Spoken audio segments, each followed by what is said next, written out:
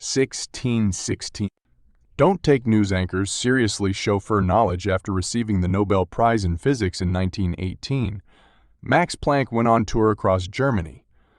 Wherever he was invited, he delivered the same lecture on new quantum mechanics. Over time, his chauffeur grew to know it by heart.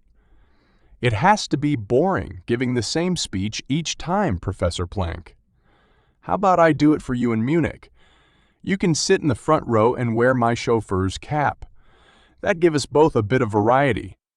Planck liked the idea, so that evening the driver held a long lecture on quantum mechanics in front of a distinguished audience. Later, a physics professor stood up with a question. The driver recoiled.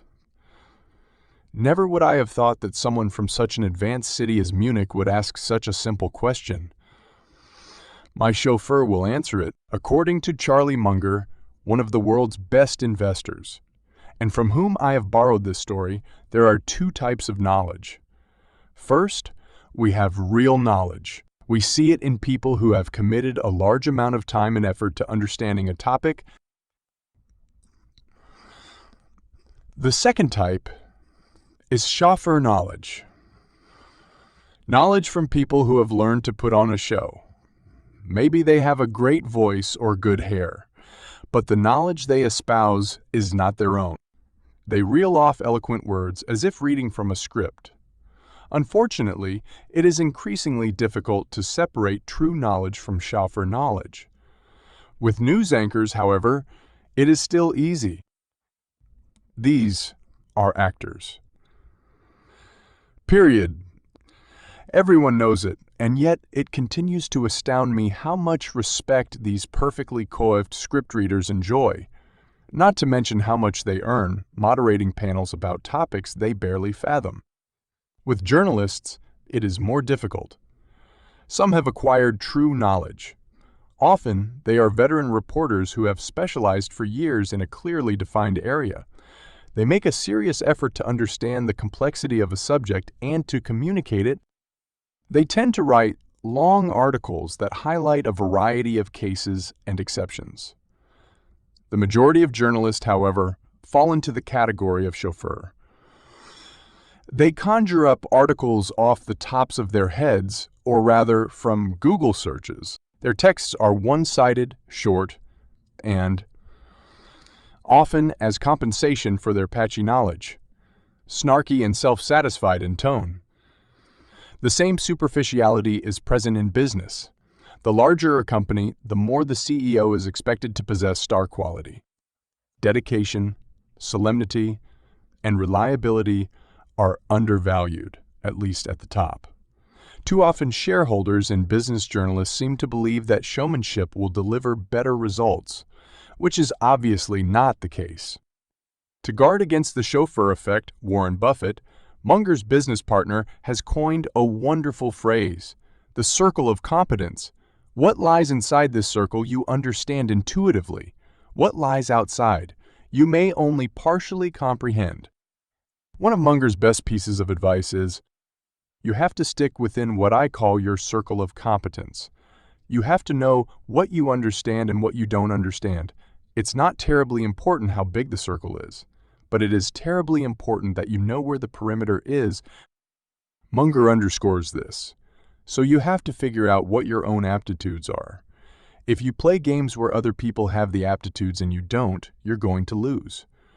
And that's as close to certain as any prediction that you can make. You have to figure out where you've got an edge. And you've got to play within your own circle of competence. In conclusion, be on the lookout for chauffeur knowledge. Do not confuse the company spokesperson, the ringmaster, the newscaster, the schmoozer, the verbiage vendor, or the cliché generator with those who possess true knowledge. How do you recognize the difference? There's a clear indicator.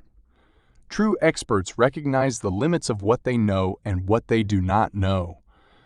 If they find themselves outside their circle of competence, they keep quiet or simply say, "I don't know." This they utter unapologetically, even with a certain pride. From chauffeurs, we hear every line except this. 17. You control less than you think illusion of control every day. Shortly before 9 o'clock, a man with a red hat stands in a square and begins to wave his cap around wildly. After 5 minutes, he disappears. One day, a policeman comes up to him and asks, "What are you doing?" "I'm keeping the giraffes away." "But there aren't any giraffes here." "Well, I must be doing a good job then." A friend with a broken leg was stuck in bed and asked me to pick up a lottery ticket for him. I went to the store, checked a few boxes, wrote his name on it, and paid. As I handed him the copy of the ticket, he balked. "Why did you fill it out? I wanted to do that." "I'm never going to win anything with your numbers." "Do you really think it affects the draw if you pick the numbers?" I inquired. He looked at me blankly. In casinos, most people throw the dice as hard as they can if they need a high number and as gingerly as possible if they are hoping for a low number, which is as nonsensical as football fans thinking they can swing a game by gesticulating in front of the TV. Unfortunately, they share this illusion with many people who also seek to influence the world by sending out the right thoughts. Vibrations, positive energy, karma-brations, parma. The illusion of control is the tendency to believe that we can influence something over which we have absolutely no sway. This was discovered in 1965 by two researchers, Jenkins and Ward. Their experiment was simple, consisting of just two switches and a light. The men were able to adjust when the switches connected to the light and when not. Even when the light flashed on and off at random, subjects were still convinced that they could influence it by flicking the switches.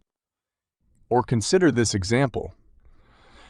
An American researcher has been investigating acoustic sensitivity to pain.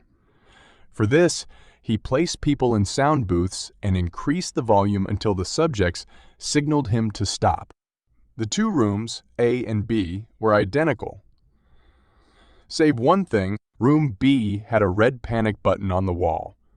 The button was purely for show, but it gave participants the feeling that they were in control of the situation, leading them to withstand significantly more noise. If you have read Alexander Solzhenitsyn, Primo Levi, or Viktor Frankl, this finding will not surprise you. The idea that people can influence their destiny, even by a fraction, encouraged these prisoners not to give up hope. Crossing the street in Los Angeles is a tricky business. But luckily, at the press of a button, we can stop traffic. Or can we? The button's real purpose is to make us believe we have an influence on the traffic lights. And thus, we're better able to endure the wait for the signal to change with more patience. The same goes for door, open, and door, close buttons in elevators. Many are not even connected to the electrical panel. Such tricks are also designed in open-plan offices. For some people, it will always be too hot. For others, too cold. Clever technicians create the illusion of control by installing fake temperature dials. This reduces energy bills and complaints. Such ploys are called placebo buttons, and they are being pushed in all sorts of realms. Central bankers and government officials employ placebo buttons masterfully. Take, for instance, the federal funds rate, which is an extreme short-term rate, an overnight rate, to be precise. While this rate doesn't affect long-term interest rates, which are a function of supply and demand, and which are an important factor in investment decisions, the stock market, nevertheless, reacts frenetically to its every change. Nobody understands why overnight interest rates can have such an effect on the market. But everybody thinks they do, and so they do. The same goes for pronouncements made by the chairman of the Federal Reserve. Markets move even though these statements inject little of tangible value into the real economy. They are merely sound waves. And still, we allow economic heads to continue to play with the illusory dials. It would be a real wake-up call if all involved realized the truth. that the world economy is a fundamentally uncontrollable system. And you? Do you have everything under control? Probably less than you think. Do not think you command your way through life like a Roman emperor. Rather, you are the man with the red hat. Therefore, focus on the few things of importance that you can really influence. For everything else, qui sera, sera. 18. Never pay your lawyer by the hour incentive super response tendency to control a rat infestation. French colonial rulers in Hanoi in the 19th century passed a law. For every dead rat handed in to the authorities, the catcher would receive a reward. Yes, many rats were destroyed, but many were also bred specially for this purpose. In 1947, when the Dead Sea Scrolls were discovered, archaeologists set a finder's fee for each new parchment. Instead of lots of extra scrolls being found, they were simply torn apart to increase the reward. Similarly, in China in the 19th century, an incentive was offered for finding dinosaur bones. Farmers located a few on their land, broke them into pieces, and cashed in. Modern incentives are no better. Company boards promise bonuses for achieved targets. And what happens? Managers invest more energy in trying to lower the targets than in growing the business. These are examples of the incentive super response tendency. Credited to Charlie Munger, this Titanic name describes a rather trivial observation. People respond to incentives by doing what is in their best interests. What is noteworthy is, first, how quickly and radically people's behavior changes when incentives come into play or are altered. And second, the fact that people respond to the incentives themselves and not the grander intentions behind them. Good incentive systems comprise both intent and reward. An example, in ancient Rome, engineers were made to stand underneath the construction at their bridges' opening ceremonies. Poor incentive systems, on the other hand, overlook and sometimes even pervert the underlying aim. For example, censoring a book makes its contents more famous, and rewarding bank employees for each loan sold leads to a miserable credit portfolio. Making CO pay public didn't dampen the astronomical salaries. To the contrary, it pushed them upward. Nobody wants to be the loser CO in his industry. Do you want to influence the behavior of people or organizations? You could always preach about values and visions, or you could appeal to reason. But in nearly every case, incentives work better. These need not be monetary. Anything is possible, from good grades to Nobel Prizes to special treatment in the afterlife. For a long time, I tried to understand what made well-educated nobles from the Middle Ages bid adieu to their comfortable lives, swing themselves up onto horses, and take part in the Crusades. They were well aware that the arduous ride to Jerusalem lasted at least 6 months and passed directly through enemy territory, yet they took the risk. And then it came to me. The answer lies in incentive systems. If they came back alive, they could keep the spoils of war and live out their days as rich men. If they died, they automatically passed on to the afterlife as martyrs, with all the benefits that came with it. It was win, win. Imagine for a moment that instead of demanding enemies' riches, warriors and soldiers charged by the hour. We would effectively be incentivizing them to take as long as possible, right? So why do we do just this with lawyers, architects, consultants, accountants, and driving instructors?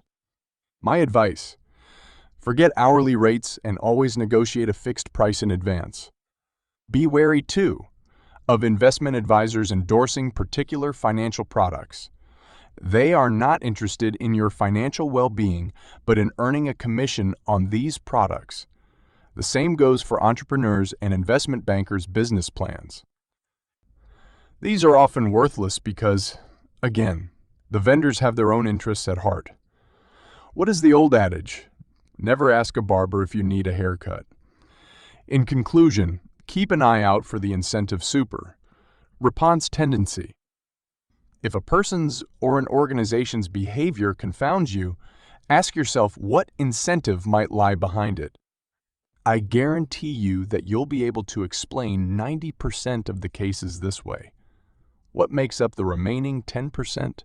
Passion, idiocy, psychosis, or malice? 19. The dubious efficacy of doctors, consultants, and psychotherapists' regression to mean his back pain was sometimes better, sometimes worse. There were days when he felt like he could move mountains, and those when he could barely move. If that was the case, fortunately, it happened only rarely. His wife would drive him to the chiropractor. The next day, he felt much more mobile and recommended the therapist to everyone. Another man, younger and with a respectable golf handicap of 12, gushed in a similar fashion about his golf instructor. Whenever he played miserably, he booked an hour with the pro, and, lo and behold, in the next game he fared much better. A third man, an investment advisor at a major bank, invented a sort of rain dance that he performed in the restroom every time his stocks had performed extremely badly. As absurd as it seemed, he felt compelled to do it. Things always improved afterward. What links the three men is a fallacy. The regression to mean delusion. Suppose your region is experiencing a record period of cold weather. In all probability, the temperature will rise in the next few days, back toward the monthly average. The same goes for extreme heat, drought, or rain. Weather fluctuates around a mean. The same is true for chronic pain, golf handicaps, stock market performance, luck in love, subjective happiness, and test scores. In short, the crippling back pain would most likely have improved without a chiropractor. The handicap would have returned to 12 without additional lessons. And the performance of the investment advisor would also have shifted back toward the market average, with or without the restroom dance. Extreme performances are interspersed with less extreme ones. The most successful stock picks from the past 3 years are hardly going to be the most successful stocks in the coming 3 years. Knowing this, you can appreciate why some athletes would rather not make it onto the front pages of the newspapers. Subconsciously, they know that the next time they race, they probably won't achieve the same top result. Which has nothing to do with the media attention, but with natural variations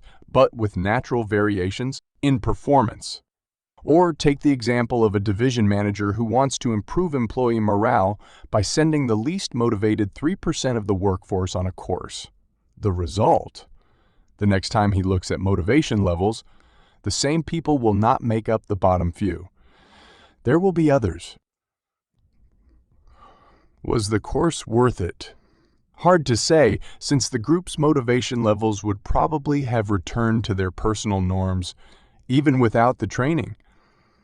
The situation is similar with patients who are hospitalized for depression. They usually leave the clinic feeling a little better. It is quite possible, however, that the stay contributed absolutely nothing. Another example. In Boston, the lowest performing schools were entered into a complex support program. The following year, the schools had moved up in the rankings, an improvement that the authorities attributed to the program rather than to natural regression to mean. Ignoring regression to mean can have destructive consequences, such as teachers or managers concluding that the stick is better than the carrot. For example, following a test, the highest performing students are praised and the lowest are castigated. In the next exam, other students will probably, purely coincidentally, achieve the highest and lowest scores. Thus, the teacher concludes that reproach helps and praise hinders, a fallacy that keeps on giving. In conclusion, when you hear stories such as, "I was sick," went to the doctor and got better a few days later. Or, the company had a bad year, so we got a consultant in, And now the results are back to normal.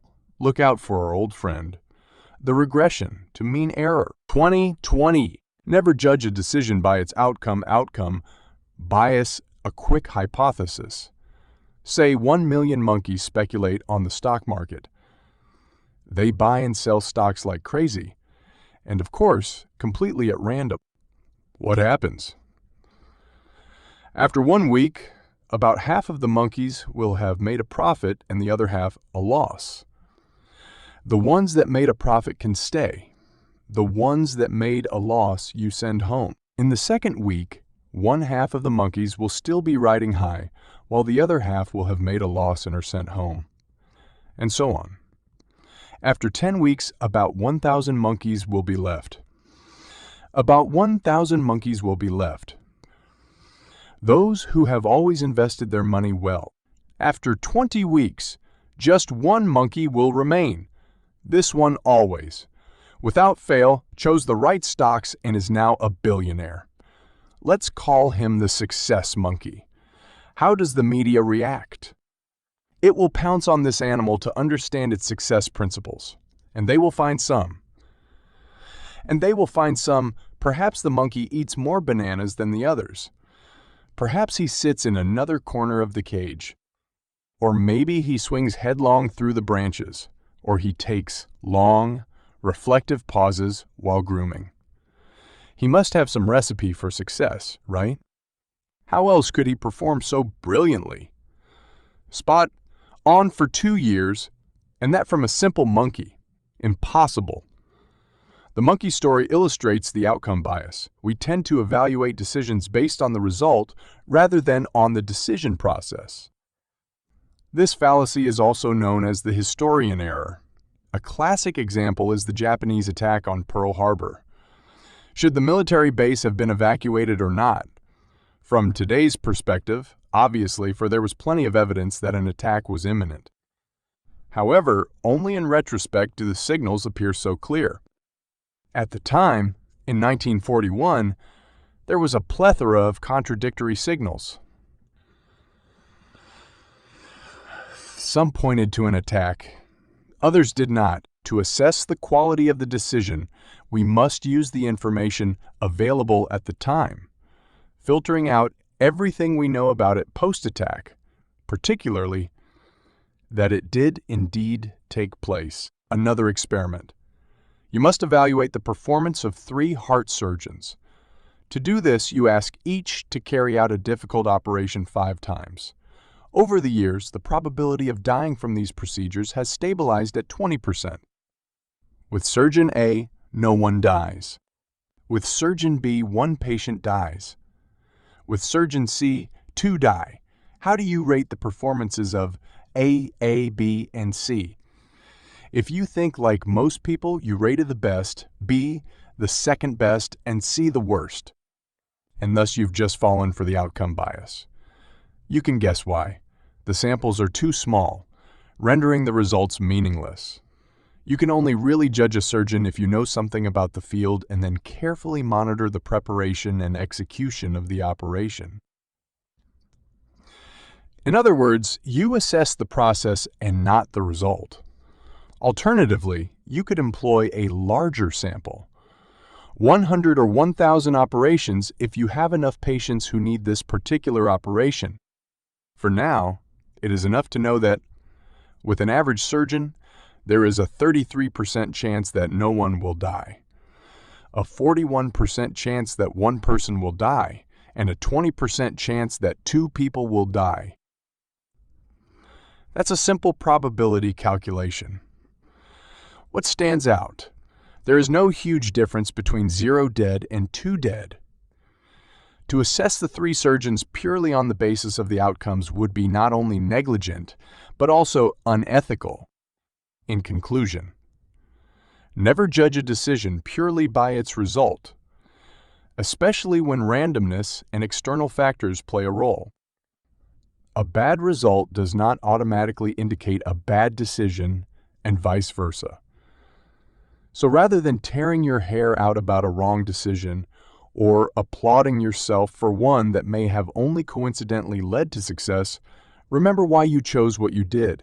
Were your reasons rational and understandable? Then you would do well to stick with that method, even if you didn't strike it lucky last time.